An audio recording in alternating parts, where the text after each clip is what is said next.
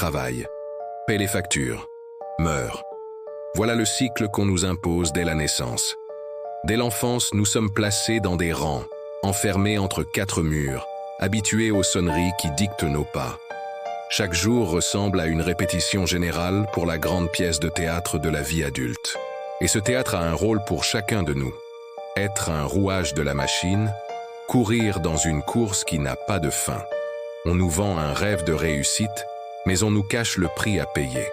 Ce n'est pas un hasard, c'est un système. À l'école, on nous apprend à attendre la cloche. On nous apprend à lever la main pour demander la permission de parler. On nous apprend à rester assis des heures, à recopier des leçons sans poser trop de questions. On nous apprend à obéir à l'autorité, à entrer dans les cases, à accepter la hiérarchie. L'école n'est pas seulement un lieu de savoir, c'est un lieu d'apprentissage de la docilité. C'est la première étape du dressage, la préparation à une vie de conformité.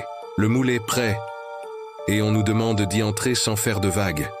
On nous dit que chacun est unique, mais le système nous fabrique en série. Les mêmes cours, les mêmes examens, les mêmes critères de réussite.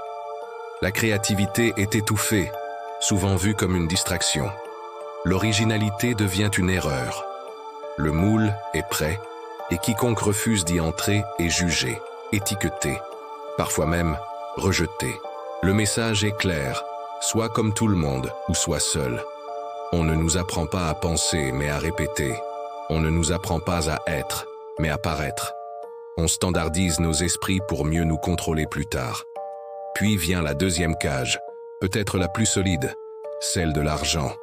Les factures, les crédits, les loyers, les dettes. Chaque salaire est déjà promis avant même d'arriver sur le compte. On nous vend la liberté, mais on nous livre la dépendance. La carte bancaire devient une laisse.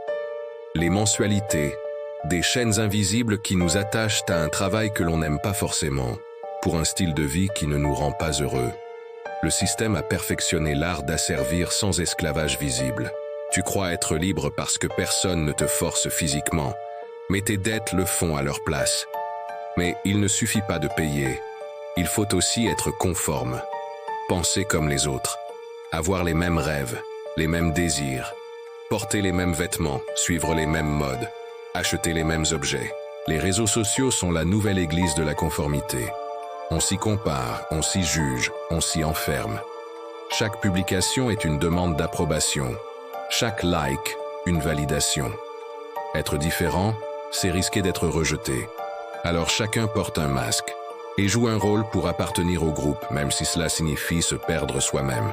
Vient ensuite la grande illusion, le travail comme accomplissement.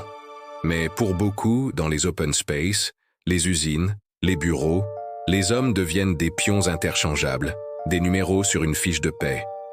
La pointeuse est une horloge de prison. Le patron est un surveillant. Le salaire devient la récompense pour une obéissance temporaire. Le prix de ton temps, de ton énergie, de tes rêves mis en pause. Et la retraite, c'est la promesse d'une liberté qui arrive trop tard, quand le corps est déjà usé et que les passions se sont éteintes. Pour nous faire oublier cette réalité, on nous offre une échappatoire, la consommation. On nous dit que nous sommes libres car nous pouvons acheter. Mais les choix sont déjà écrits, programmés par la publicité et le marketing. La consommation n'est pas la liberté, c'est une distraction. Une fuite temporaire qui nous ramène toujours à la case départ. Travailler pour acheter ce dont nous n'avons pas vraiment besoin, pour impressionner des gens qui ne s'en soucient pas. Et recommencer encore, encore et encore, dans un cycle sans fin. Voilà le piège parfait. Une école qui forme des travailleurs dociles, un système financier qui les enchaîne, une société qui impose la conformité, un travail qui occupe leur vie, et une consommation qui leur fait croire qu'ils sont libres. La cage est complète, et la course des rats peut continuer, chacun courant dans sa roue en pensant avancer, sans jamais se rendre compte qu'il fait du surplace. Le système est conçu pour que la majorité reste prise au piège, alimentant la machine sans jamais la remettre en question. Mais il existe un choix. Tu n'es pas obligé de courir. On peut briser le cercle. On peut refuser le rôle qui nous a été écrit. On peut créer une autre vie, loin de cette illusion, une vie qui a du sens pour nous.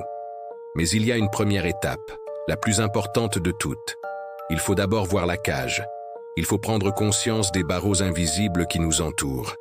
C'est seulement en voyant la prison que l'on peut commencer à chercher la sortie.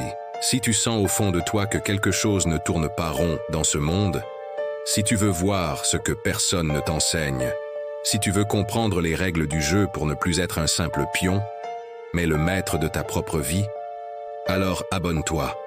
La vérité commence ici. Merci de m'avoir écouté jusqu'au bout et à très vite pour la suite.